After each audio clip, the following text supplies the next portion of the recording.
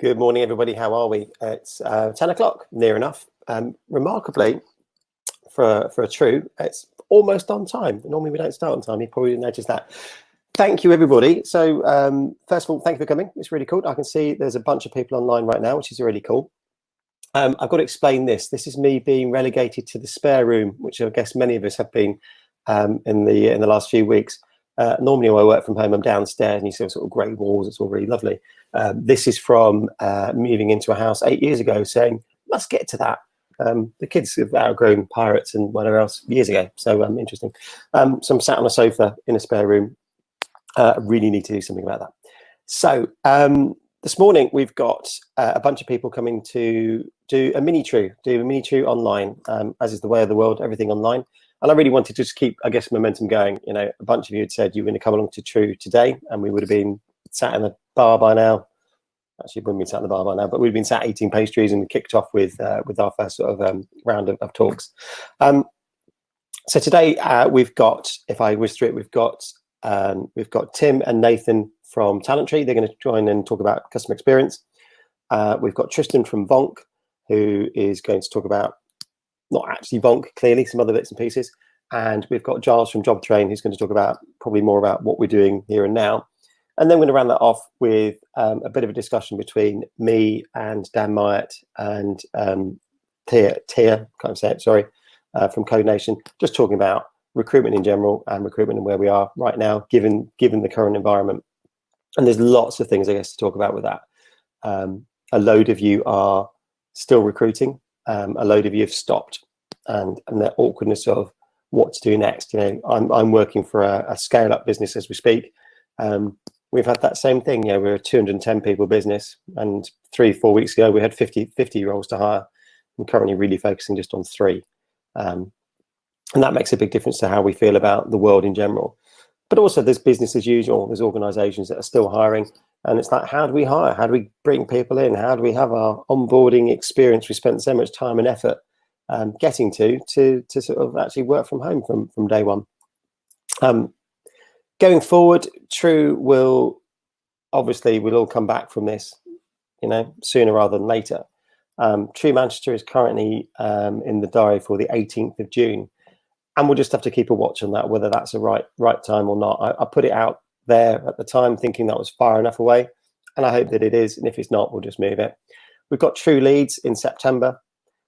True Birmingham was going to be in May, and I've just pushed that back. That was the first one we're going to do in Birmingham, and there will be another True location in Europe, which I've acquired. I think it's the word we use.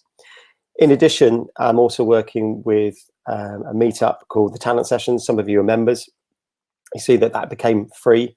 And I have to say, I just nabbed that straight away. So I've got they've got the Talent Sessions in Manchester, the Talent Sessions in Leeds, Talent Sessions in Berlin, and all 3 of those will be running some online events, small hours, I think, rather than anything too much bigger than that. And so again, sort of watch out for updates on that.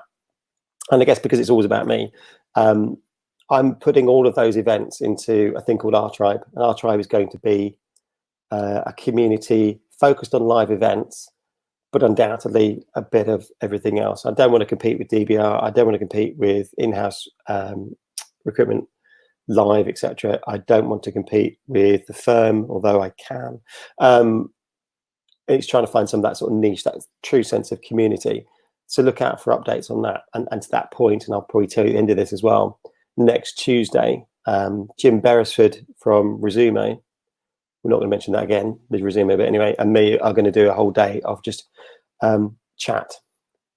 So wish us luck on that. But we'd like you to come along and listen to that. It's going to be streamed live on YouTube because we're down with the kids, honest.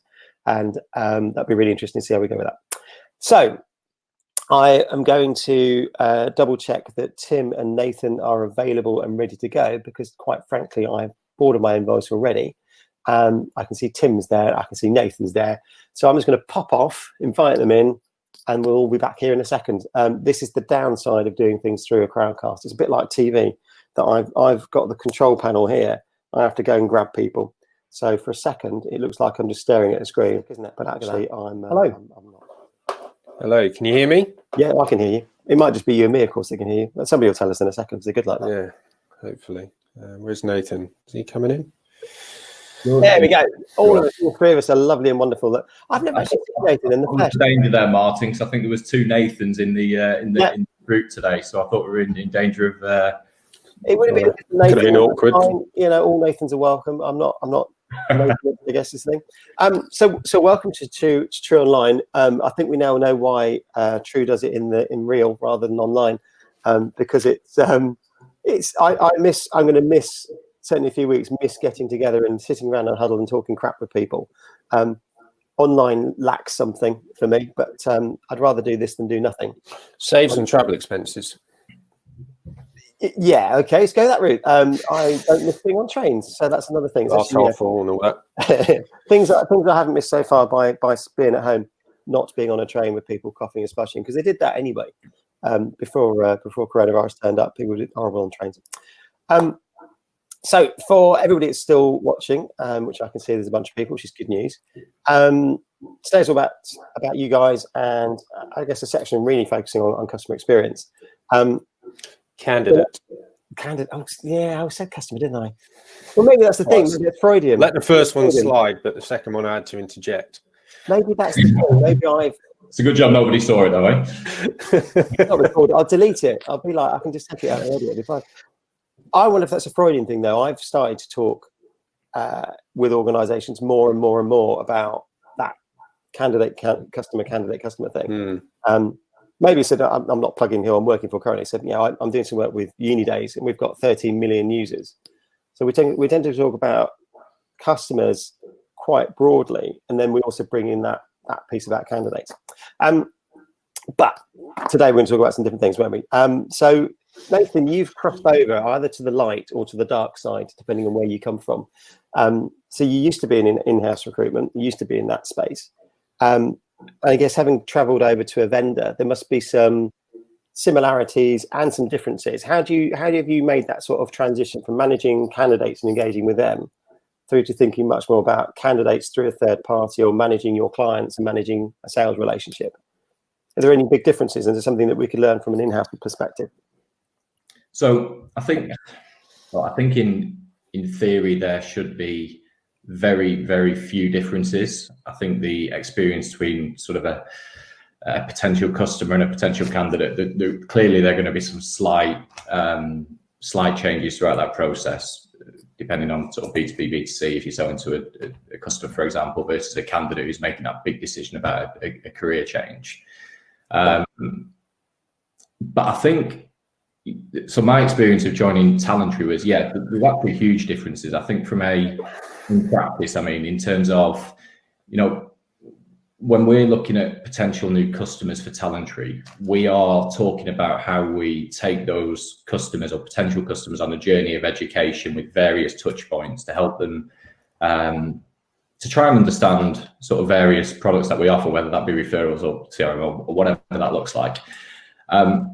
And I think that should absolutely be the case when you're selling a job or talking to a potential career change to a candidate as well. I think they are, my biggest concern at the moment is I'm not sure that internal recruitment teams, from my experience, actually have both the resources and the skill sets to execute a similar process. I think a lot of internal recruitment is focused on outbound activity still, whether that be through job boards or through LinkedIn, and actively trying to speak to that sort of 70 to 80% of candidates that potentially aren't actively looking for a role and trying to convince them to have a conversation with your business. So I think the biggest challenge that internal recruitment teams have right now is actually having both the resources, either the time or the financial resources, to actually execute an approach that drives more inbound traffic into their sort of talent pipeline, their ATS or CRM. Do you think it's a mindset thing, Nathan? Again, you had sort of 7-8 years in the industry.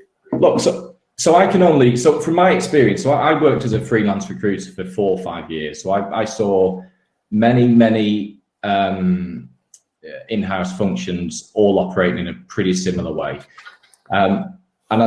Potentially it's down to mindset, but I also think in-house recruiters are that busy, and they're managing that many different requirements and that many different roles and collaborating with hiring managers.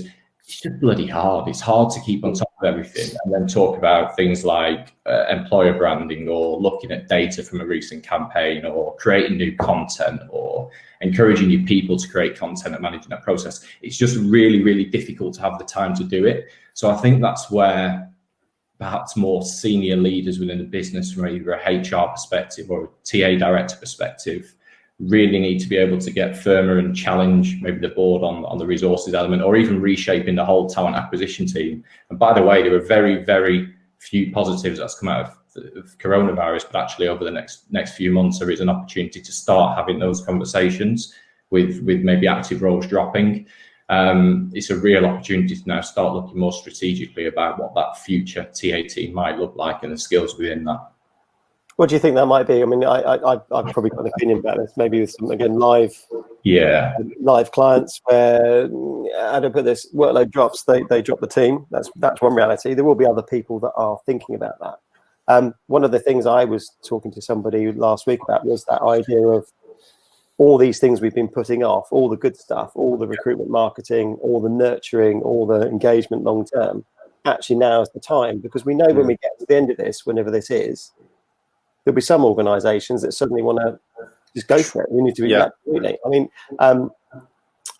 I'll pick on somebody I half know. So IBM last year globally hired about 45,000 people. So in my mind, they were going to hire 45,000 people no matter what. So if they stop hiring now, and maybe they haven't because they're good at onboarding, et cetera, but effectively when they get 6 months' time, they'll just be 6 months behind their quota, effectively. So they'll still need to hire 45,000 people in 6 months. They still need to attract. They still need to attract. They still need to engage. They still need to nurture. They still need to build out those talent communities, don't they?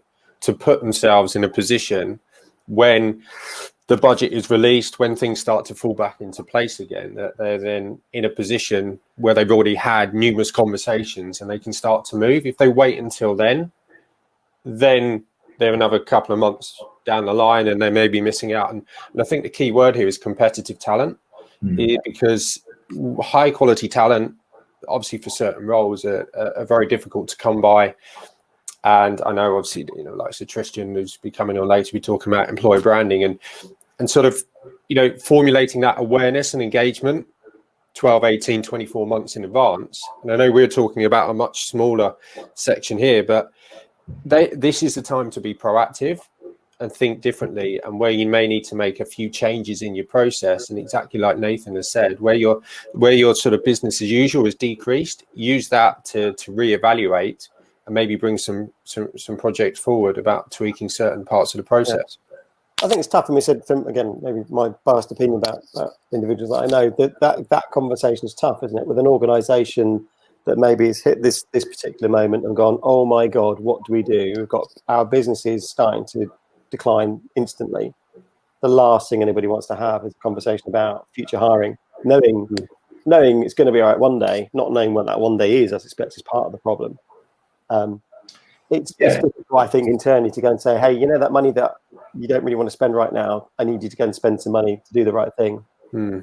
What do you think, Nathan? You've sat on both sides of the fence. And you know what, Martin? Sometimes it might not be about significant investment right now. Right now might be the time to say, actually, what do we want to achieve when things start picking up from a strategic perspective, or what is our process going to look like? So I'll give you my own example.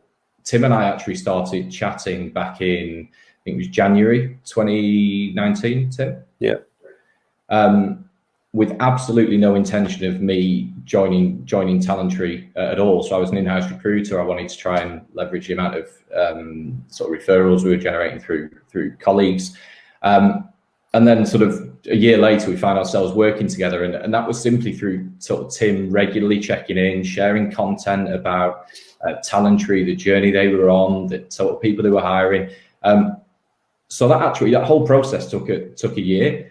So it might not be the case of saying, look, we're going through this process of we're ramping down hires, so we're not going to spend it. You don't need to go. You might not need to go and spend a fortune on revamping your recruitment process. But now's the time over the next month or two to start looking more strategically about what that future hires, or how you're going to attract those future hires. And that might be looking at your content mix. It might be looking at how you get access to the data you need to start accessing different types of candidates. It could be a whole host of things, Martin. But at the moment, I think that the pressure is on internal recruitment teams to find the time to do those activities, and also to learn the skills to execute against those activities. Because right now, I think you're in a pretty weak position if you are a recruiter who's just constantly on the outbound treadmill. Don't disagree. Jumping across to you, Tim, your background's around customer experience, as I freudianly mentioned several times. Yeah. But obviously now you're helping organisations around their candidate engagement. Do you see synergies between those two different things? Is it the same thing, or is it something very different? And again, maybe context for me, I always think about there's always the desire, treat a candidate like a consumer, but nobody actually does that particularly well or has tried it. So. No, I think fundamentally it is the same thing. Clearly, there are going to be some differences. Whether you're referring to volume hires, whether you're referring to someone buying a chocolate bar, for example, in a supermarket. That's you don't treat, let's say, customers and candidates the same way for those use cases. But if you think about obviously making a career decision, and certainly if you're referring to STEM or exec or sort of key roles, digital in particular at the moment. And I go back to the point I made earlier about how difficult it is to attract the very best talent and win those talent. If you then flip that over and you think about trying to win a consumer to buy, from a telecommunications company or a media company, you get a consumer to commit to you for 24, 36 months over one of your competitors. The best way to do that is obviously brand awareness, to nurture and engage. And the whole customer experience piece, whether it's your friends and family have had gone through a particular experience with that vendor that's positive or negative, heavily influences you, where you see the type of messaging. And I think the key wording here is personalization, because if you feel that you're just being spammed, you're going to switch off, you're going to disengage, you're going to opt out like GDPR. But if the content is relevant to you, you as a consumer are going to start to realize the potential value it could have for you for that product or service offering, whether it's buying a car, buying a house, booking a luxury holiday, whatever that may be, which then does fall into the similar type of category as a career move. That decision, is unlikely to happen overnight. It takes time to make that purchase decision. And it's very much the same as considering to make a career move. So where the market leaders, from a customer perspective, and of course you can then differentiate between consumer and customer, it's a separate conversation, but the ones that really made a difference are the ones which innovated and changed with the time. So you think of Netflix and you think of Blockbuster. Netflix innovated. They used to just send out DVDs by post, and now it's all digitalized online. There's no Blockbusters left. You think of Nokia, and you think of obviously Apple, and again, there's examples there with organizations that chose to innovate and invest in technology and sort of influence buying decisions. So innovation's key, and therefore sort of leveraging modern day technology. Some fantastic technologies out there, be it chatbots, which I think helps with convenience. We're all very busy people, where we want to maybe invest our time into. If we want to jump online and ask some questions, do we want to do that right in the heart of the day, or do we want to do that in the evening, where they may not have a contact center or the contact centers are super busy? But if you can jump on a chat bot, ask a few questions, get your information, great. That experience is positive. I'm going to continue to engage with this particular product or service provider. And it's the same with maybe careers. We want to ask some questions about what it's like to work at an organization. So again, that falls back into the candidate experience. Now, the key thing here, Martin, in my experience of helping those organizations improve the whole customer experience and creating that sort of differentiated approach, which became a competitive advantage, was placing the customer at the center of that process. So every single interaction, whether it was a campaign, whether it was an interaction on chat, in-store, telephone, email exchange, could be with multiple stakeholders within the business, you're starting to build out this rich profile of this potential customer, which is all full of data, which then helps you as an organization understand how best to market and potentially engage, and then deliver that positive, personalized experience when they start to either obviously start to embark on that buying process. And then maybe once they become a customer, how do you retain them? Because it's not just about winning a customer, it's about then delighting them. So they buy more, refer your product service to their friends and family and stay with you. And it's the same with obviously a candidate. If you can put the candidate at the center of that hiring process, which is obviously part of the whole candidate experience, any interactions on chatbot, you've met them and spoken to them at a careers event, they've had a telephone call with different recruiters, build out that single profile, which then helps you understand how best to sort of market them, put them in talent communities, engage with them. And then when they go forward for a particular role, you obviously now know that they're a great fit because you've had numerous conversations, engagements, you know where their skill sets lie, what their availability is.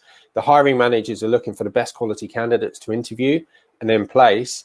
And then it's exactly the same. Once they've hired, then the onboarding process needs to be seamless and smooth. You need to, I've seen stories about in sort of call centers where managers know what snack they like at a certain time. So during their first day, they get a Snickers bar at 11 o'clock or a bag of nuts or whatever that snack may be.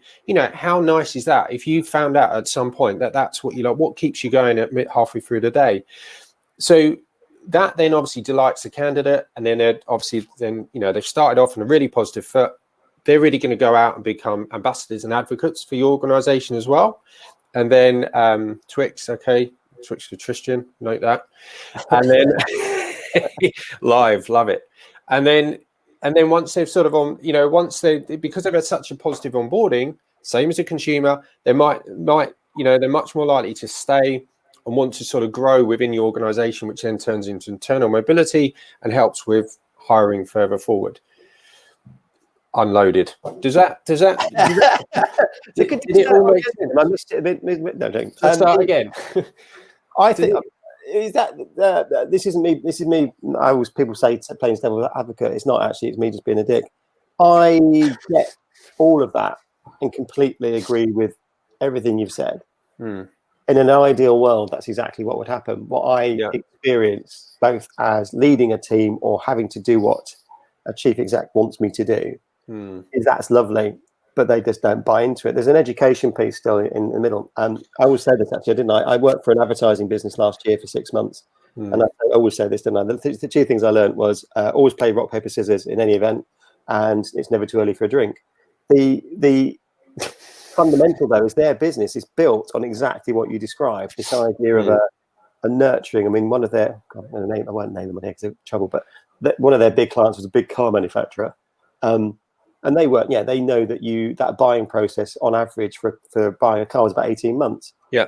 Actually, funny enough, for a candidate, it was about the same thing. So I stupidly said, well, why don't we just go and approach on people's first days in our competitors? Why don't we just pop them a note through and say, well done on your new job. You're going to come and work for us one day, because actually that's when the clock started. Their first day at a competitor means they're about 18 months away from thinking about us. It was an alien thing. It was like, no, just bung something on LinkedIn. Yeah, I saw a statistic the other day that a candidate has around about 50 touch points with an organization before they get to interview stage. And each touch point is going to be brand, conversation, whatever. So there's a lot of touch points there, which theoretically could go wrong. And if it's not positive, then of course, that has knock-on effects. Candidates then choose not to buy from that company. They then maybe jump onto social media. So that's why it's so important to get that whole candidate experience right, because the detrimental effects of not getting it right can be negative, not just from a talent perspective, suddenly struggling to attract the right talent, but from a brand, consumer, customer, brand perspective, the negative. I mean, we've all heard the Virgin Media sort of case study. They've obviously done a lot to rectify that. So whilst you absolutely do point out that, senior executives, whilst it's, from a talent acquisition perspective, this is our ideal world.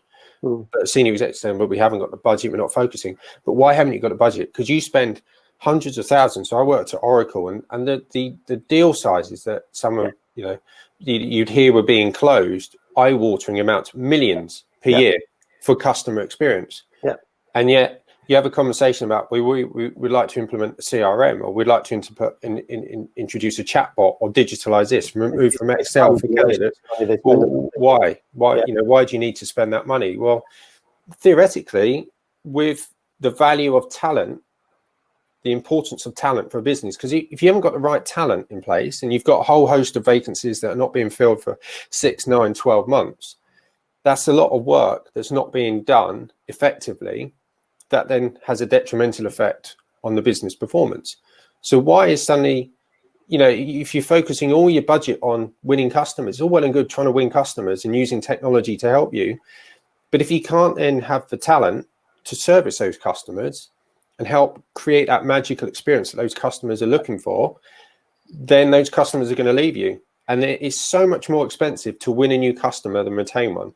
And it's so much more expensive to win a new candidate than to retain a candidate and move them through their career journey internally. So to me, it's a no-brainer.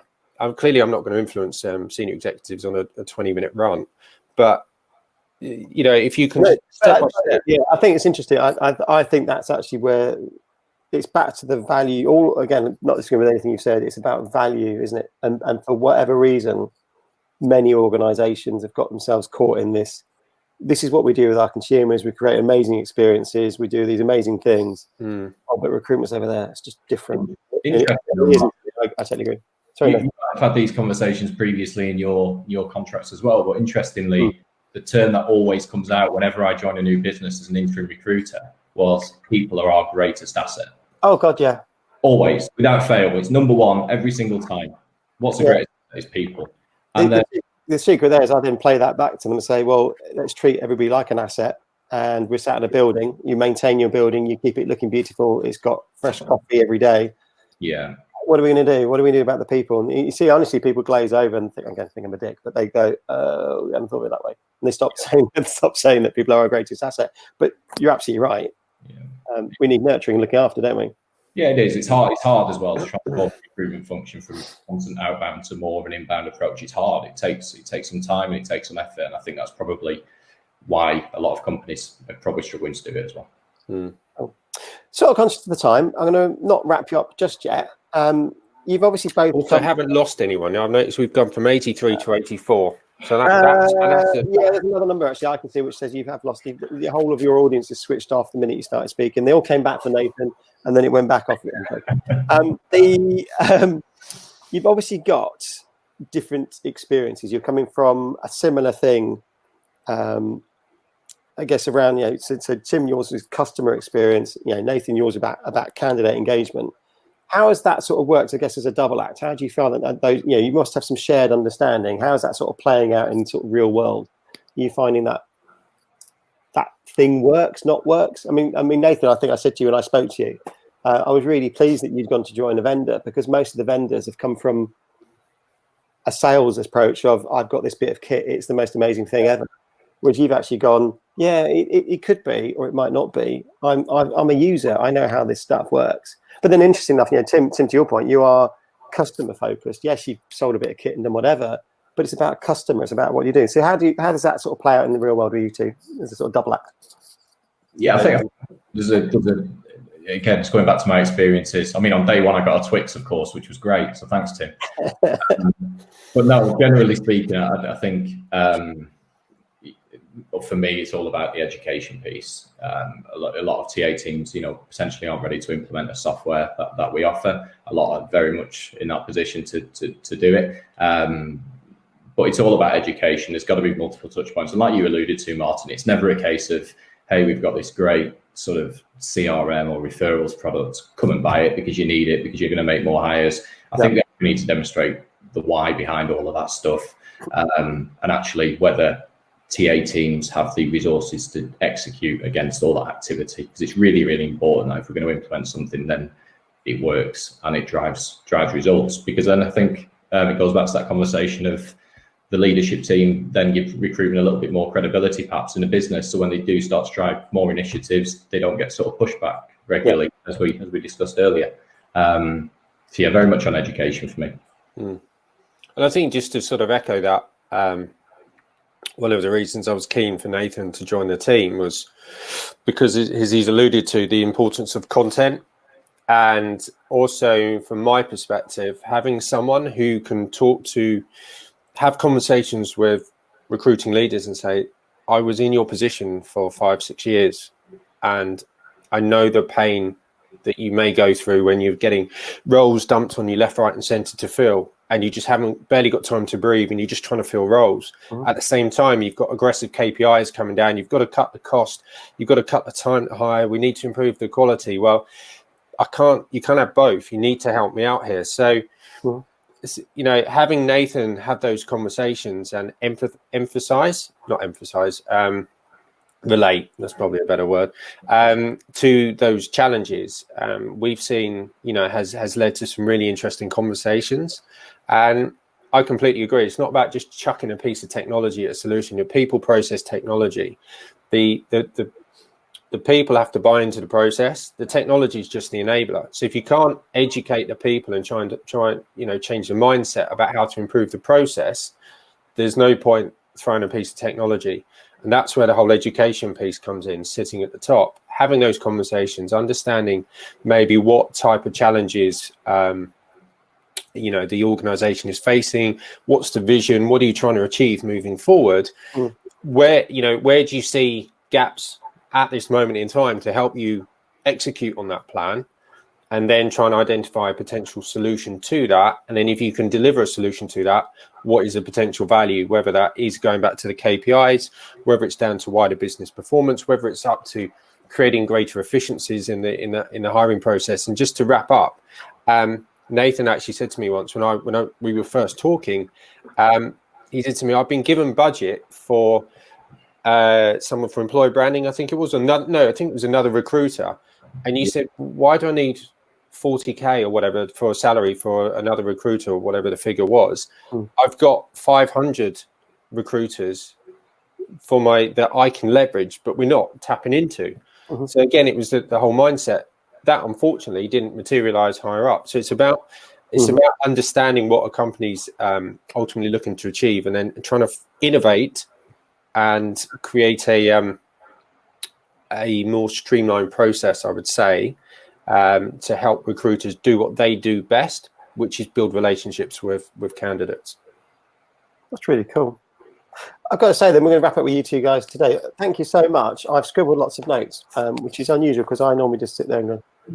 But I've scribbled lots of notes about what we've said, because I think. Well, drink, because you've referred to drinking already twice. It's never. I haven't. Yeah. My got a straw coming down. I've drunk my coffee. Yeah. I think now is the time, as you say, to do some of this stuff. I think people do have bandwidth, whatever. Not all of us, not every organisation. I said some are in free fall, some are just fighting, whatever. I mean, no surprise that Claire, who is going to join us today from ASDA, is absolutely flat out right as we speak, hiring hundreds of people. Good for them. But I think for some organisations, there's a pause of, shit, what do we do next? And that's, as a business, what do we do next? How does it look? And also the hiring piece. All those big plans that people had tend to focus on hiring new great people. And again, I'm thinking about uni days in my top of my head. All the people we were hiring are all about growth. And the minute you think you're not going to grow, you definitely put the shutters down. And I do suspect maybe that's still where we are for some organisations today. But it's a moving feast, isn't it? And the next week might look better or worse. The week after might look better or worse again. Yeah. And people either feel more confident or less confident. But certainly all the things you've talked about to me are absolutely on point about whatever happens, we're going to hire people, and to differentiate our organisation from our competitor, a slick candidate journey, candidate experience is going to make all the difference. I know. That's how we feel, isn't it? Why we buy from somewhere, because we feel a bit of love. I go to that coffee shop, not that one, because they like me, because I feel like I'm special. And I think it's as simple as that. And I think organisations still haven't quite grasped that. So we've all got a bit of a mission. Yeah. So guys, I'm going to. Tristan has asked for us to stay on. Oh, is he? For a small fee, we've agreed to do it. Small fee. Be a very small fee, though, wouldn't it? Oh, that's brilliant. Well, you know what? Let me do. In which case, without further ado, because this is obviously super slick. This is like an Adam Gordon show. This is that slick. Actually, on that point, Jim and I were talking. I see Jim's here today. we would, a Snickers each. There you go, David. Perfect. Snickers each or I might have to six send weeks. I mean, I'd have to know where you all live, and obviously I know where you live, Tim, but I don't know where anybody else lives. And Tim, that's just special. I watch you from your Let's garden. not bring that up again, please. Yeah, but where was I going with this? We're doing this. Going to do a live 8 hours of live. Now I started off with saying I'm going to do 32 hours of this shit, and I just thank God went, oh no, 32 hours. So it's 8 hours. But we will have an Adam Gordon competition of who can be more like Adam Gordon than Adam Gordon. I'm going to invite Adam along to be in it. And spot the real. No, we'll see if we spot the real one. All right. I think there's people out there who are more like Adam Gordon. Than Adam Seen that Adele one? No. Yeah, there's basically I don't watch Adele documentaries and things. Just clear that up. But she was invited to join an Adele lookalike, and she sort of went into sort of bit of makeup, so covered her up, and they all went on stage and were singing, and she went on and sang. Funny enough, she won it. She did win it, so that was good. Adam won't mean that anyway. So somebody who's still with it, I know it's actually 2 people dropped off. Then not Adele fans. Not Adele fans. We're going to talk to Tristan now, and if you guys are going to stay on as well, it's brilliant because you can either participate or not, and I'll probably try and make away me disappearing. So let's me through the power of this. Just invite Tristan in. He says, "This is the bit where it doesn't work as well, you know, everybody." Here we are. Oh, right, Tristan. Yes. So with that luck, in a few seconds. Fill in the space. I don't know. This genuinely. He said this has been recorded. I don't know what to do with the recording. I don't know if I'll edit it and get rid of the crap bits in the middle of me talking. Or Nathan just messaged me on Slack. He was going to do his own Adele impression. What was he now? Hey, Tristan, how are you? Look at you, live and well. You've got. You see, your background is so much better than mine. I need to just have a nice blank. I'm disappointed. I thought there'd be like a big red VONQ thing in the background. No, I'm not. I don't have like VONQ logos around my own home. So you sure? Yeah. What about the duvet cover? You've got that special VONQ duvet cover, haven't you? I do have some like pants on. Probably got his VONQ pants on. I do have some VONQ merch. To be fair, I should have wore it, but you know, it's not what this is about, right? It's really true. Yes, because there's no pitching whatsoever. I mean, I have to say, as add to a point, and talking about Giles when he comes on as well. You guys have been very good at not pitching, but clearly, and I will say this about True, there's no pitching in True, but by default, the businesses that you're in get an awful lot of experience about a whole wealth of different organisations, and that's where I think the sort of real value comes from that. And so I'm so pleased you could still participate, particularly VONQ, for still staying with the programme. And Claudia, if she's listening, will know what I'm talking about. I'm going to find a way of getting rid of me and getting you to talk, and then the 3 of you can carry on. I don't know if I can come out of the toggle video. There you go. Right. There you go. Martin's gone. All right, cool. Now, thanks a lot for having us on and for still arranging this, because I know we were super disappointed to hear that it couldn't go ahead, and we had everything planned, flights, hotel ready to go over to Manchester. So when we heard it was cancelled, we were super disappointed. But then we saw that there was an online version. Like, hey, why not? Let's get involved. And what I wanted to do really was just not really talk about VONQ, of course, but share some things that we've been seeing over the last few weeks when it comes to employer branding. Some of the conversations we've been having. Of course, we stay really close to trends in terms of social media usage, paid advertising, what users are doing online. And we've seen some crazy stuff happening over the last few weeks or so.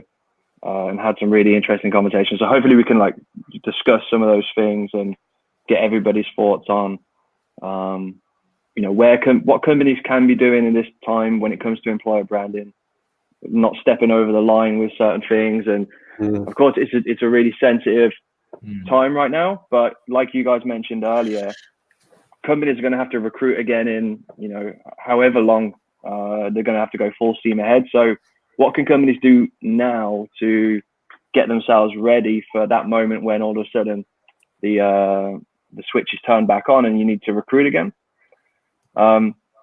So the conversations I've been having over the last few weeks have been really interesting. I've seen kind of 3 movements really from clients.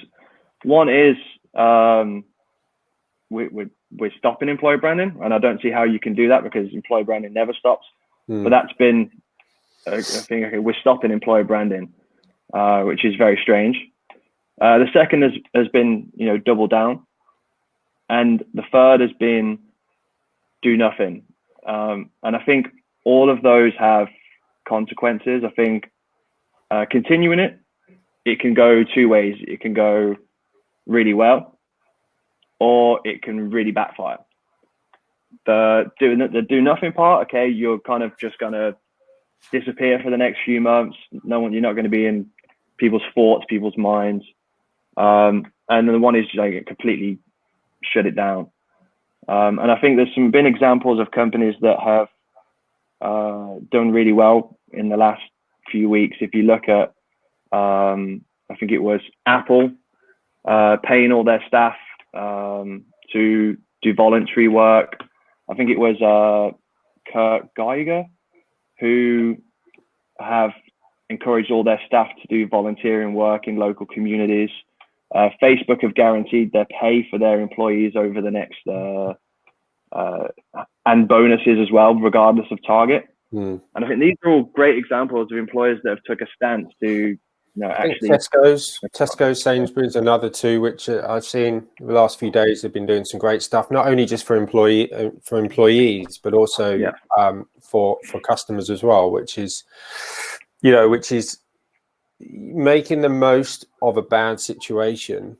And whilst obviously long term I think there will be some positive outcomes for those organizations, I don't think they're doing it. I'd like to think they're not doing it for that. They're doing it because they want to help people. And I saw a post about on LinkedIn yesterday, someone who was in a vulnerable situation, and Sainsbury's reached out to him and offered him a priority delivery spot, to ensure that he doesn't have to leave his house to come and get shopping.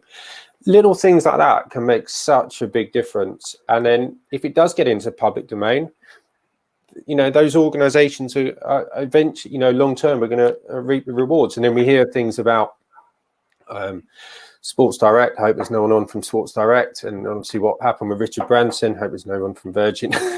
Go through all this. Where one thing can actually change your perception. I mean, to be fair, Mike Ashley didn't have the greatest of, and also what's his face from Weatherspoons. I'm not a huge fan of Weatherspoons as it is, but certainly after all this, I don't think I'll be wanting to spend too many of my hard-earned pounds in there. So I think you're absolutely right.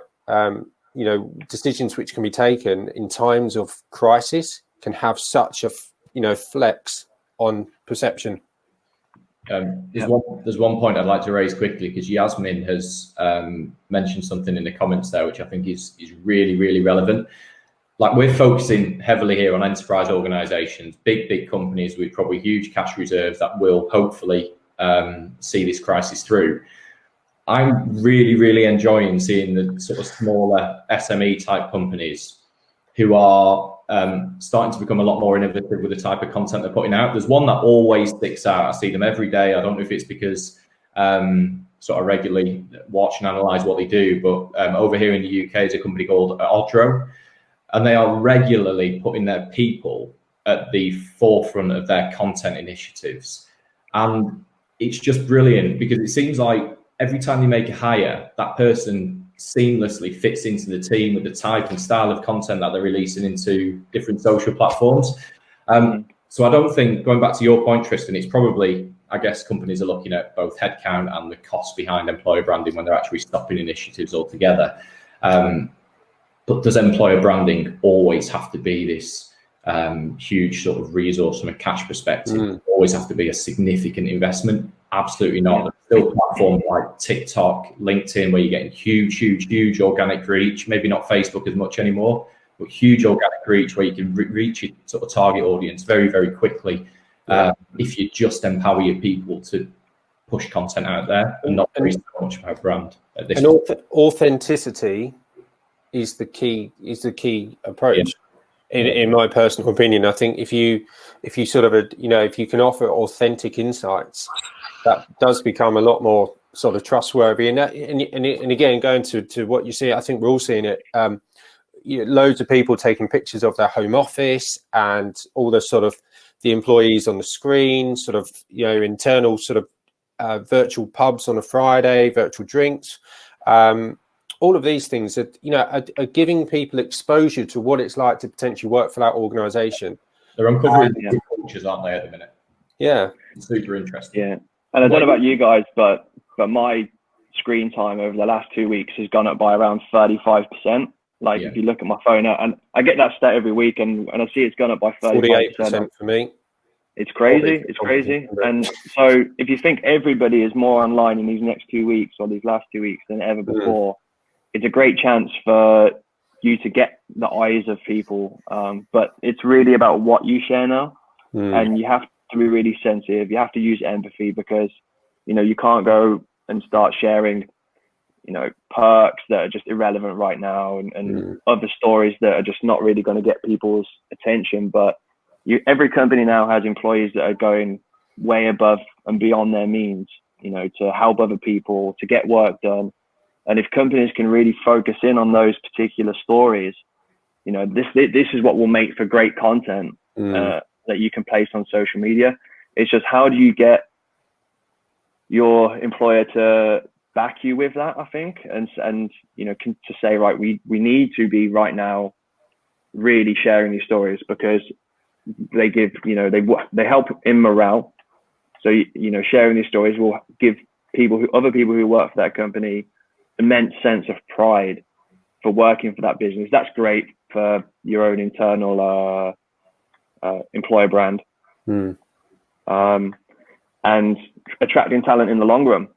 Yeah, because when all this is over, you know, these companies are going to have such an advantage of being the people that actually took action in times of crisis. And that is, I think, we've seen stats be shared over the last, you know, few years that people are looking to work with companies that have a social purpose, that have you know, who actually act in these kind of situations.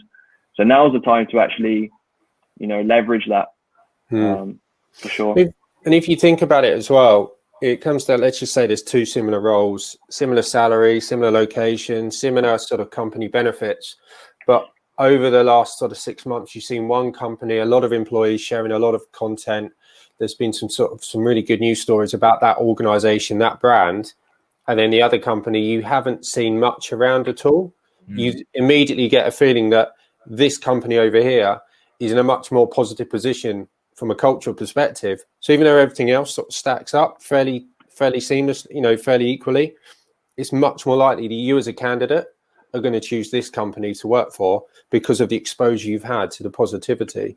Therefore, this company is now going to end up maybe a second choice, or going to have to go back to market to find a candidate. So even those incremental differences can make a big impact on future sort of hiring performance. Yeah.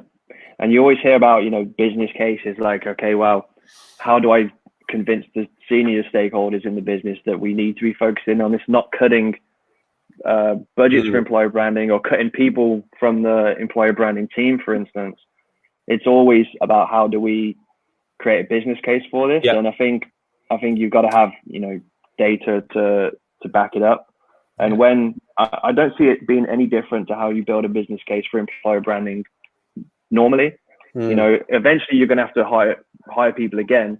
What is the cost to the business when you're going to have to flick that switch and start from zero again, versus what you would if you could have a running start into that next period?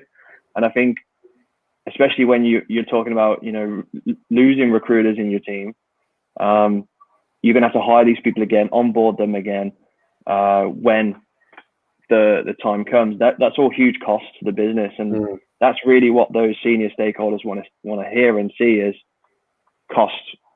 What is the cost that we're going to invest now versus what's going to come out of it at the end? And I think that's how people should be looking at it. And I think that's part of the problem, in that if you are taking the route of, so if you're going down a content route to attract talent, I don't think that's ever an easy thing to measure in terms of return on investment. Sort of, it's difficult to measure that return sometimes, and but again, you know, Matt and Yasmin are talking about it here. I I think the companies who are actively encouraging their people to create content, and almost, you could turn this into an education piece again. If companies are starting to educate their people on what good content looks like, you can almost flip this into a real positive. So we know, for example, that hospitality is essentially closed down overnight. There are thousands of executive chefs sat at home now waiting for things to pick back up. Why aren't marketing people within their organization starting to encourage them to create pieces of content to talk about what the culture's like within their kitchen, or even just meet the chef? It could be something really, really basic, like meet a chef a day for the next, 7 days or something. It doesn't have to be super, super complex. Yeah, it's funny actually. Like only during this time do you see actually now marketing teams are jumping into employer branding. Like before, they would be focusing on products and services, and then during this time of crisis, all of a sudden they're actually leaning more on employer branding and going more into that space. They're thinking, all right, so what do people want to hear about now? It's not products and services. It's actually how can we promote what our people are doing? Yeah. And that's great. There's a lot of companies that are doing that just naturally now, actually stepping more into the employer branding space, because that's what's important than focusing on sales. But it also worries me a little bit that when companies are asking their people to maybe put content out there in an authentic way, you can't sort of over police authenticity. You can't sort of create authentic by putting a load of brand guidelines behind it and saying you can do this, can't do this. Like companies need to make a decision on whether they do or they don't, or they police sort of people content directly, and they actually ask people to send all the content they create to an inbox or something that gets sort of approved. I don't know. But I think, the companies that are really stepping out now and taking risks are going to benefit massively in the next few months. And just the point you raised, Tristan, which is very valid, is that going back to the whole business case piece. So I guess my question to you, obviously an expert in the employer branding field, is how do you go about engaging conversation around business case? And what do you maybe sort of focus in on as the sort of the key selling points? Is it the reach, the awareness? Is it the cost savings? Where do you sort of sit? So, I think when it comes to actually making a business case right now, it really depends on the specific organization, because there are a lot of companies that are just still hiring as normal, and that the business case remains the same. It's, what value can employer branding and recruitment marketing have against other potential efforts like agencies, like, sourcing efforts. And then if it comes to a company that's like completely frozen right now and they're saying we're not investing in employer branding, there's arguments to be made that you're gonna again have to start again at some point, and what's the cost going to be if you're starting from scratch versus if you've already put in the work now to build that talent pool and built up that awareness. And one thing to add on that is we've been looking and monitoring like cost per clicks on social media and Google advertising over the last 3 weeks, and what we've seen is pretty crazy. So because of the amount of people that are online right now, I've got some specific stats here actually. We've seen that there's a decrease in the cost per 1,000 people reached on social media, because there's so much more inventory that social media channels have right now and less competition in the actual advertising auctions. So what you would get for £100 spend on social media 4 weeks ago is now way, way, way higher. So it's actually way cheaper to advertise right now and get a much more higher reach than ever before. There's your business case kind of there exactly. already. Yeah, and with Google display advertising and video, the same thing we've seen clicks that are spiking on display advertising. Cost per views have gone down significantly as well. So you're seeing, much more exposure and reach for your budget at this particular time than you will when everything resumes back to normal in a few weeks' time. So there's definitely business cases there to be made. And I think also you go back to like the whole talent community piece. If you've invested quite a bit in employer branding to sort of drive inbound engagement, and these candidates coming in through different channels, and maybe then going into talent communities that you can nurture and engage for a period of time, to keep them retained and interested, you need to maybe keep serving them with fresh insights, because if they're interested in a certain type of role, they're based on the location, they sat in different communities. If you end up doing exactly kind of two of your use cases, don't do anything at all, so they're not receiving anything else, they're going to disengage. You go back to that whole, how many touch points does someone have before an interview? Could be up to 50.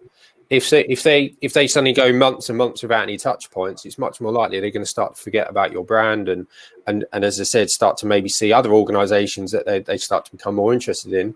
Or if you serve them the same generic content that isn't anything new, again, they're thinking, well, this company isn't taking it that seriously, they're not that interested in me.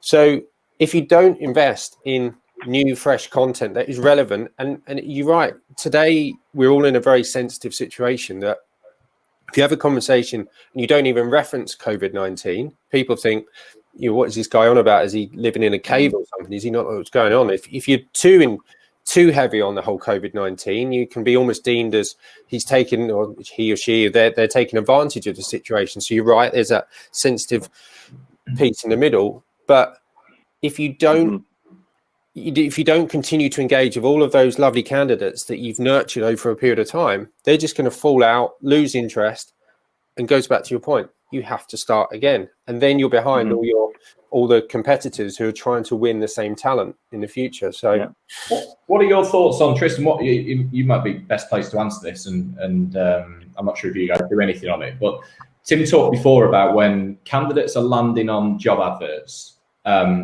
There's very rarely either let's say a chat bot or a call to action to try and ensure that person takes an action, you get the data, and you can start putting them into a funnel or whatever, or a community. What are your thoughts, and what are you seeing around sort of social retargeting? So after that person has left the job ad and they jump onto Facebook or Twitter or whatever, are you seeing an awful lot of increase in companies retargeting those candidates, potential candidates with ads again, or not?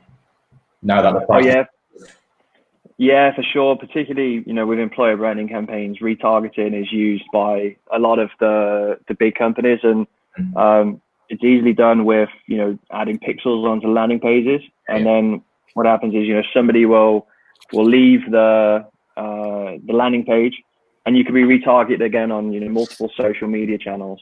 And this goes back to like passive candidates, when you're trying to reach people that have shown interest in like a video or an image or a blog post. You want to continuously retarget these people with new content, because at some point you're going to hit them with a piece of content that triggers them to actually take an action. And like you said, how many touch points it takes to convert a candidate is exactly what we see with passive candidates when we're advertising to them.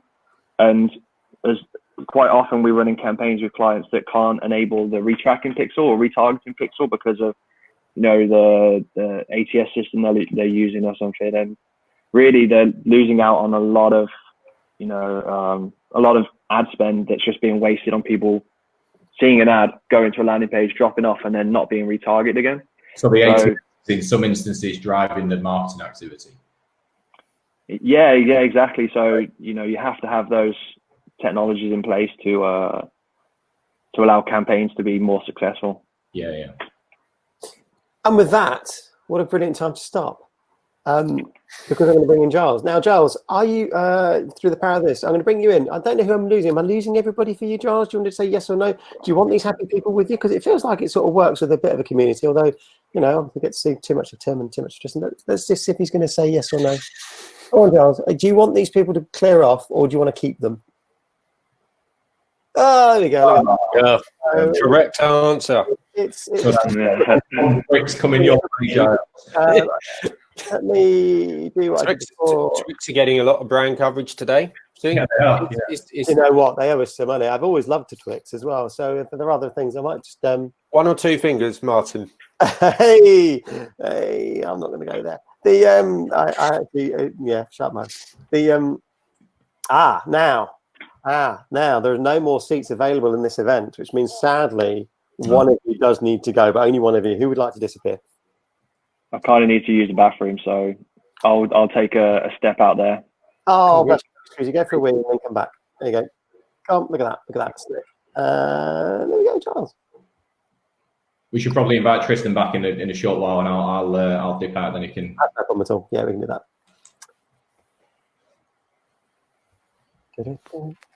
We got what we could have done there, Martin, is actually opened it up to the crowd and done a vote. Yeah, you could have done, but yeah, maybe that'd be too. I mean, there's a poll, isn't there? I think I would have left Yeah. after that Twix comment. Twixes are fine. Twixes are fine. It's just you just took it the extra level, didn't you? I think people respect the quality of your artwork in the background, Tim, too much. I know. Is that all your own work? I particularly like the rainbow. Come on, leaps and bounds. Yeah. Oh, I can see it says you're accepting. I can see it. It says it. Come on, technology is interesting. It says it's accepting and connecting. The audience has gone down a little bit, but thank you for everyone that's still staying. Just while we're waiting for Giles to join us, quick plug again. Said Jim Beresford, you can see, is in here today, and me are going to do a day of whatever this is we're going to call it. It will be streamed live on YouTube, and you'll get the link at the end of it so you can watch it. It is genuinely going to be like a phone-in. So we've got some people lined up already, and we'll sort of hint about what time they're likely to land. But we're sort of thinking that people are going to come along and come and chat, and then we get rid of them and do whatever. We have to work out. I said it's. I'd love to say it's never been done before. It's not quite true. I don't think it's been done before with recruitment chat. We tend to do things like this, a sort of a fixed time webinar or a fixed time whatever. You need to try Giles again. Yeah, so we go again. It says I've got him. Just accept it. Let me remove you, Giles, and let me add you again. We go. Yes, I've invited you. So I've invited you again, Giles. If not, I'll just talk about Jobtrain for you.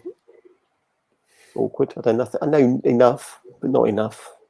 And I also know what you're going to talk about. Your topic actually was really helpful because we sort of covered some of it today. It's really about what people are doing. Again, that's sort of here and now, what we're up to here and now. So let's see if it's going through. Also conscious of the time. What time have we got now? It's 11:05. I will wrap this up at 11:30 only because I have to. But undoubtedly there'll be some other things that we can talk about later on. And so maybe that's also I'm saying anything we don't cover today. Undoubtedly, anybody you want to hear from again, I'll email out and say who do you want, and I'll get you on Tuesday. I mean, Tim and Nathan, it's like we'll see some artwork from you on Tuesday. Stan's coming if that helps. We'll take a back seat then. We'll take a back seat. I told him he's only got he's told me he's only got an hour, so that's good. I love that. I love him. Stan will get 4 hours worth into an hour. I can guarantee that. Talk with me. I talk quickly. We'll talk about that. How's Giles doing? It says it's accepted and connecting. I have to say, Crowdcast is normally pretty good. Once you're in normally. Once you can see it. I can see that. Oh, Giles. I'm going to be in for 20 minutes. Oh, Giles. Let me have one. Should we have one more? I'll tell you what, Giles, we have one more go. And if not, we'll do something different. Let me have one more go at you because I do want you to come on because I said you wanted to come on. If not, Giles, you're now doing a 20-minute slot on Tuesday to a different audience, similar but not the same. There you go, accepted and connecting. One more go. I said, Jake and Charlie, if you're not going to end, I might we'll try and bring somebody else in. Actually, by the time we get to you, thinking out loud, might bring Taryn. Is Dan here? So one of the things that I, as you know, as we were waiting for John to get in, come back to me. It's blocked me. Well, that's awkward. Let me just, through the power of get rid of you. Technology doesn't always work on the day. Let's get rid of that. Do you want us to go as well if you're bringing another couple in? I might. Let me just see if I can actually just make sure it works before I go anything else. Let's bring There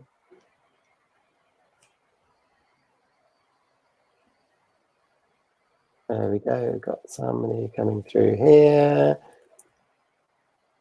Now, I'm going to mock you, Dan Myatt. So, as Dan isn't here to defend himself, I don't think.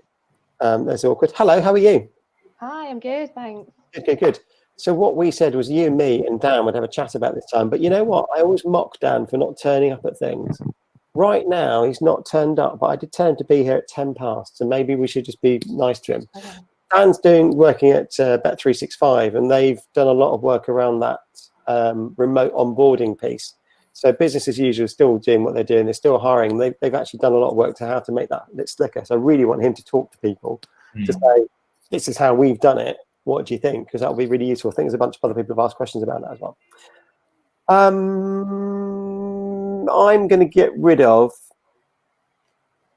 Talentry. You've been here too long. I want to thank you so much for being here. And I do genuinely want you back on Tuesday for doing this other thing, partly because it will be yet more chat.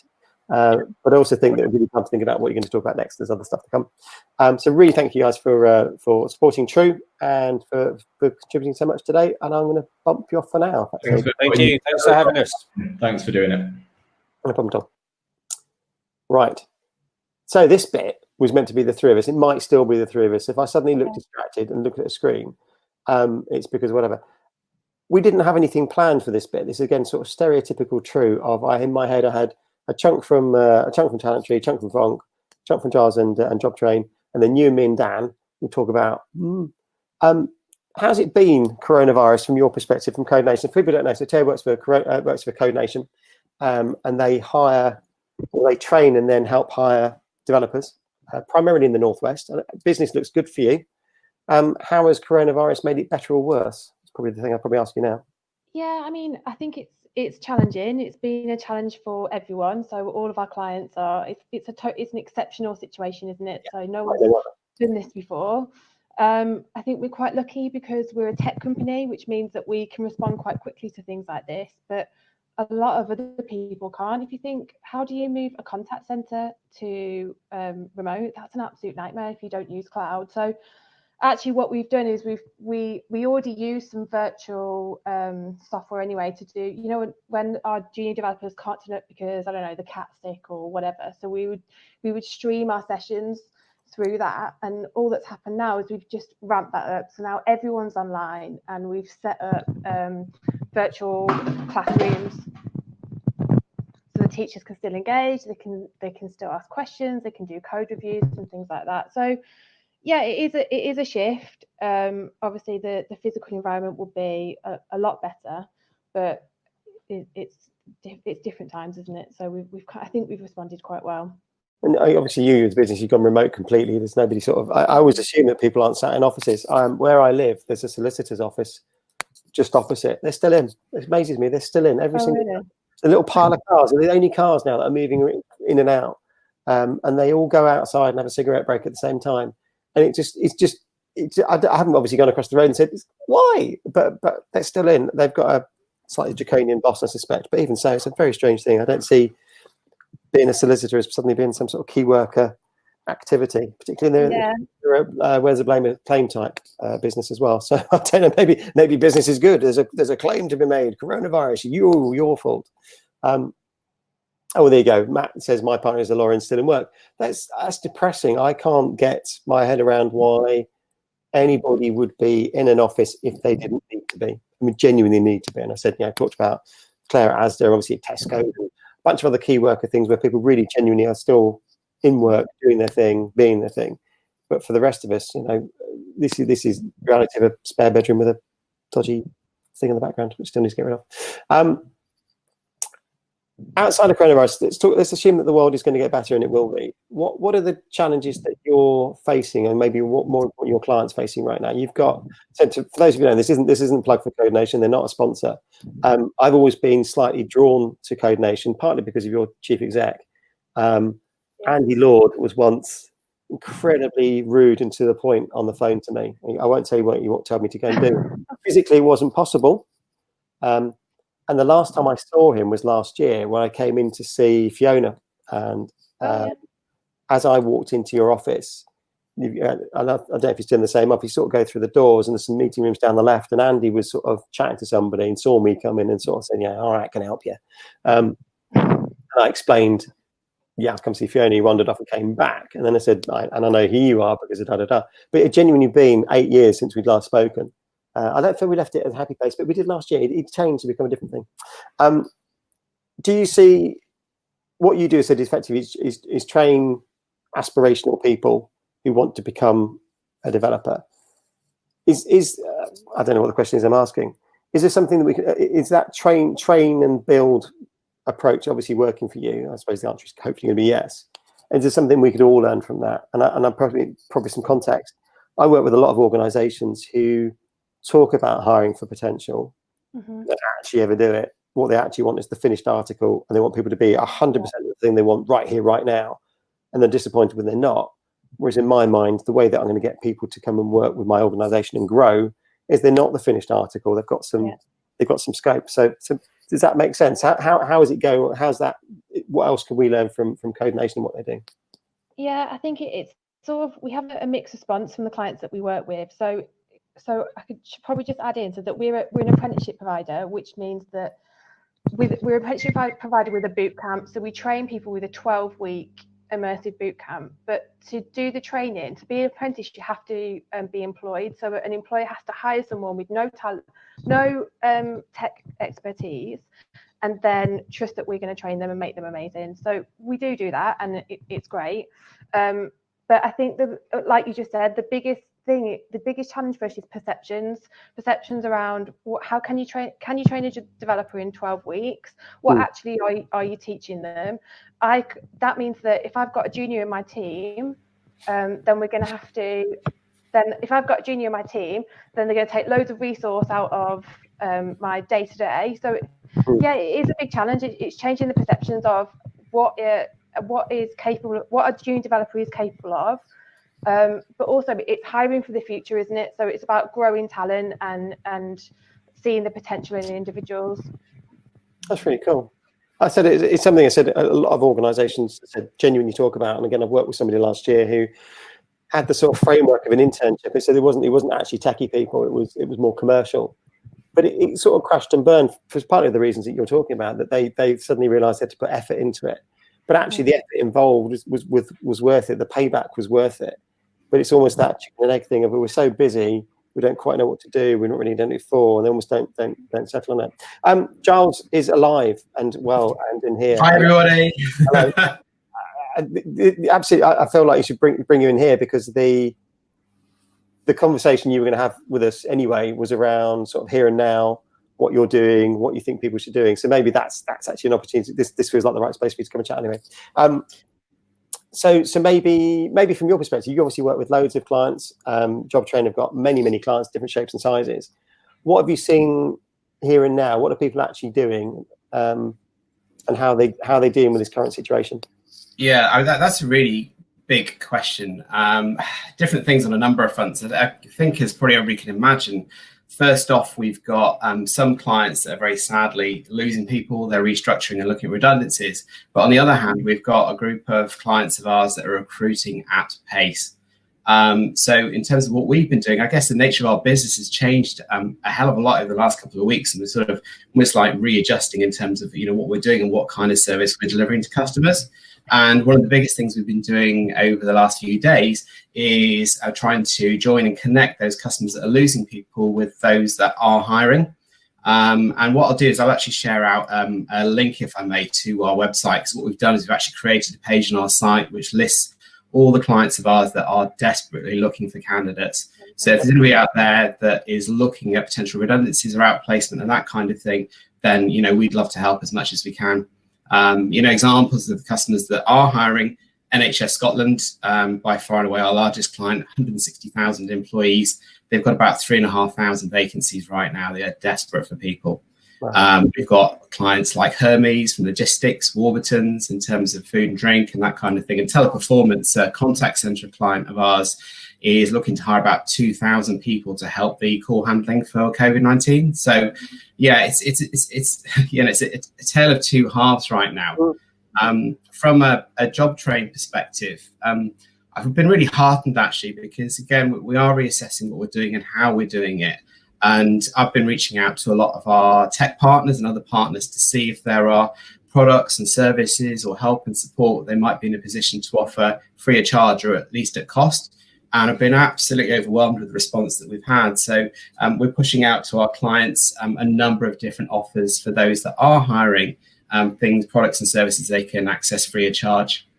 Yeah, excellent. Which is, I mean, and thank you for doing that. I mean, yes, absolutely share the link with the things. I think it's important to mention, isn't it, that whilst some organisations are absolutely in free fall, oh my God, there are obviously the people that are sort of supporting us as a nation to go off and do things. And it's interesting, some of the roles that have come out from that. It's not the obvious ones necessarily, but of course it's like they almost follow the chain of if this happens there, and this happens there. I saw Co-op funeral services, for example, need more people, partly to coordinate or at least set up for coordination of future stuff outside of obvious other things. So it's cool. I think one of the things you were going to talk about was also about what organisations should be thinking about, and maybe we've covered some of that earlier, but I guess I'm interested in both your takes around what can companies do today, assuming they are still hiring, or what should companies be doing today, assuming they've sort of stalled a little bit and are thinking about in the future. I think there's two sides to this current situation, isn't it? There's obviously the medical, the health issue, but also the commercial bit. It says, as we plunge into a horrible recession, it's about how quickly we bounce. Now, I'm an optimist. It says we'll have a horrible car crash of a moment and then we'll bounce, because we know why we've got here, rather than that sort of slow declining recessionary thing that's perhaps happened in the past. It's been sort of death by 1,000 cuts. We've sort of slowly gone into recession. So yeah, I'll shut up. What do we think people should be doing? The people on the call now that should be doing about either here. I'm happy to jump in on that one. Waffle. Yeah, go for it. I guess there's different parts to it, really. I mean, speaking as a tech provider, if we look at those people that currently aren't hiring, I think it's a really good opportunity to take a step back and assess, review the processes you've got, review the tech you're using, or actually the tech you've got implemented, and have a look at how that can be changed, how it can be improved, how it can be enhanced, where there's new things that can be introduced. So things like training and upskilling is a really key thing to look at. And from speaking as an ATS provider, although we are really busy with a lot of business as usual stuff and scoping implementations and whatnot, we do have time and opportunity now to invest that time to look at rescoping solutions, look at how we can implement really effective assessment processes. And if we prepare for the future and perhaps look at things like, when our recruitment does come back on stream, we're going to be handling huge volumes of people that are looking for work. So are we ready for that? Is our system, is our processes set up effectively for that? And also there's probably an opportunity to look at things like just basic housekeeping. We've looked at a lot here at reporting for clients. Yeah. So is the data in our system telling us a true story? Are we reporting on the right things? So are we reporting or focusing on our commercial impact to the business or contribution to it? Because I think a lot of time we look at things like time to hire and cost per hire and what have you, but it doesn't necessarily look at the wider strategic objectives. And sometimes TA and recruitment has historically been seen as a bit of a cost center, whereas actually it's very, very much a profit center. So sometimes it's an opportunity to look at those types of things as well.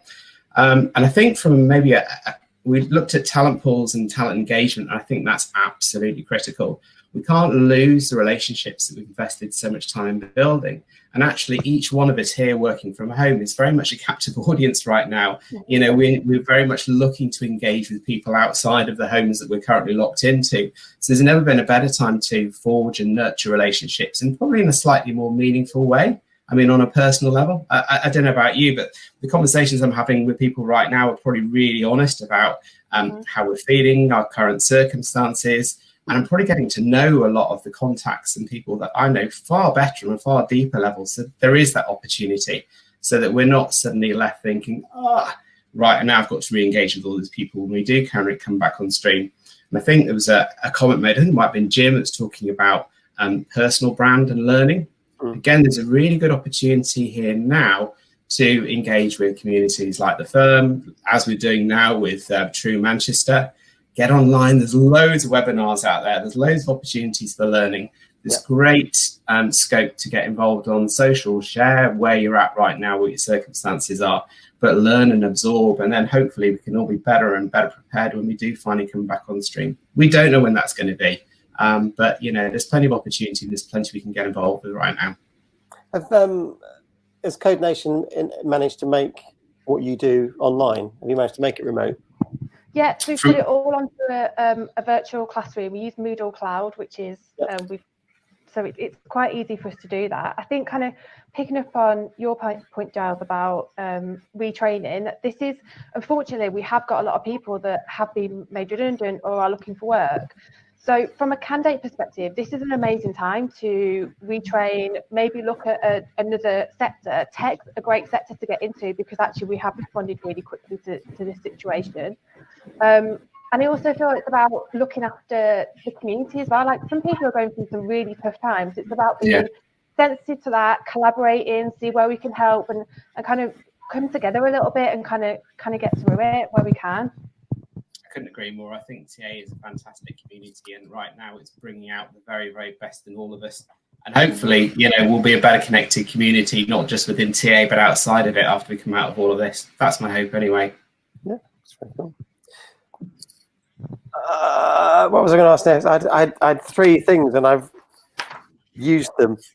Moral of the story, online, have more things. So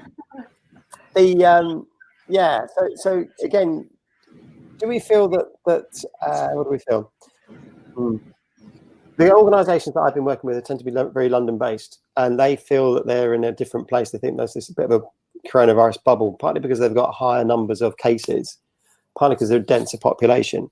Are we seeing any trends that we feel like the Northwest is slightly different, or that will come out of things differently compared with London, or is it actually doesn't make a blind bit of difference that, you know, obviously, you know, coronavirus has got no barriers, it just travels wherever it travels? Is there anything that we've spotted there? Again, maybe thinking of sort of collective view on life experience, etc. Is there anything there that we think's a trend or not? Don't really know the question asking, do I? For me, it's so early right now. I think we're all in a significant period of readjustment in terms of our personal lives, our working lives, and everything else. And I think that as far as businesses and employees are concerned, none of us can right now realistically anticipate what the impact is going to be on us and our businesses in the next sort of 2, 3, 6 months time.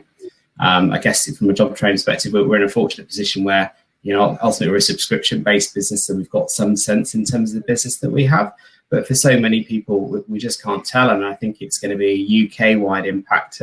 There may be some variations from a regional or geographical basis, but no, I think it's going to affect everybody equally in some shape or form. Yeah, I agree on that one. And I think kind of if the situation lasts for maybe 30 to 60 days, and hopefully a lot of companies can still come out of that, and we will have learned a lot from it in terms of new ways of working, new ways to engage with people. I think if it goes on longer than that, then it will be a challenge for a lot of people. I think it's all the mental health and mental well-being. I know some people on the call, completely properly self-isolated. I'm lucky. I roam around my house and roam into the garden and do whatever else, and it doesn't feel too awful for me. But I know some people definitely properly self-isolated. I guess that piece, hopefully, this talking like this and keeping people interested and stuff. I think this match is a good question. Put your hands up if you're still hiring to show your business. I guess actually, I'm just looking at the time. I'm conscious of time. I want to say thank you to everybody for joining us. Actually, I think it's probably a good point for me because partly I've run out of questions. To sort of wrap up and to say a couple of plugs for things. I said, True Manchester, I love the community that we're starting to build there. I said, I'm pleased about me again, isn't it? Pleased that I resurrected it. It is something that as I said at the top of this program, that I would consciously put it into something else. It's always been associated, never always done it motivated by slapping Dangerfield on the side of things. Those of you who know me, I'm obsessed with putting Dangerfield on buildings and vehicles and buildings and a coach. The coach plan's been put off for a little bit, but it's still there. But more and more it's about trying to create community where people can actually come along and find some interest, bring together all those other groups we talked about, DBR, the firm, Jamie Leonard, are we comfortable? We just all there, and a bunch of other people because we've all got there's some overlap between all of those things that we do, but in equal measure, we've got a different take on it. I'm conscious that the True has never been exclusively in-house. There's always been an open door to recruitment agencies, and I'm encouraging that as well because they still bring that part of our infrastructure when we go and hire. Whilst we might hate the relationship some of the time with recruitment agencies, they're still part of our ecosystem. They're still part of what we do. So making sure that we also bring that wider community in, as well as all the sort of the vendors, etc., that are going to come and do that. So for today, I'm going to say it's been wonderful, and thank you so much for everybody that's joined us. Thank you, Martin. So we'll continue these conversations. So to next stop from here is I'm going to send an email to all of you and everybody that couldn't come either, just with an update, some of the links that we've shared, some of the links that we've got there. So make sure you can go out and talk to Giles and Tristan and Tim and Nathan. I'll make sure that Jobtrain link goes out as well. I think it's a really helpful thing. Next Tuesday, I said Jim and I are going to go and scrabble away, make sure that I've got enough questions to ask people. Think of Tuesday as genuinely an all-day chat show. There'll be moments where it's just me and Jim talking shit, and that's our biggest worry, that we will run out of things to do. And I don't know if it'll be like a sort of smashy and nicey awfulness, or for those of you old enough, if you remember Mel Smith and Griff Rhys-Jones used to sit opposite each other and just chat shit. There's a danger it's a little bit like that. So we're making sure that we've got enough people coming along. So at the moment, probably got about half a dozen people who said, yeah, we'll come along and do whatever. What is it you need to do? I've hassled. I'm going to pick on you, Matt. You, Matt, me, Matt, I'm going to talk later and say, yeah, come along as well. And I want to try and get, again, different flavors of what people are doing here and now and what the future looks like, trying to make it a little bit more optimistic. I'm naturally a pessimist about all of these things, as people know, from a business perspective. So there's that moment of doing something to sort of help think about what those next steps are. Dates of the diary said we've still got, at the moment, True Manchester is lined up for the 18th of June. That date will move if it's not safe for us to go meet together and hang out together. I want that moment of joy and happiness where we all get together and shake hands and do whatever. We've got True Leeds in, I think it's the 26th of September. Not moved that date, not messed around with that one just yet. True Birmingham will be on at some point. True Berlin may be on at some point. And then the talent sessions, which are Manchester, Leeds and Berlin, will also be doing some online stuff as well. So again, you'll all be invited to all of that all of the time. Those talent sessions have been traditionally a meetup. They're actually on the meetup platform. So very much focused about physically being in the room. But for now, we'll do some more online stuff along with everybody else. And I think to your point, both of you said, now's the time to sort of be able to spend some time listening to stuff, picking up on things, watch again. There's going to be so much online content. I'm really quite keen to make some of this live. I think I still want to make sure that we get live interaction and get you ask people like you questions, and you get, I think this, I think that. So for now, everybody, thank you so much for making this a real thing and making it happen. Look out for some email and go about and have a safe and lovely day. It's sunny out there, so get some fresh air if you can, and we'll talk again soon. Thank you so much. Wonderful. Thank you. Brilliant.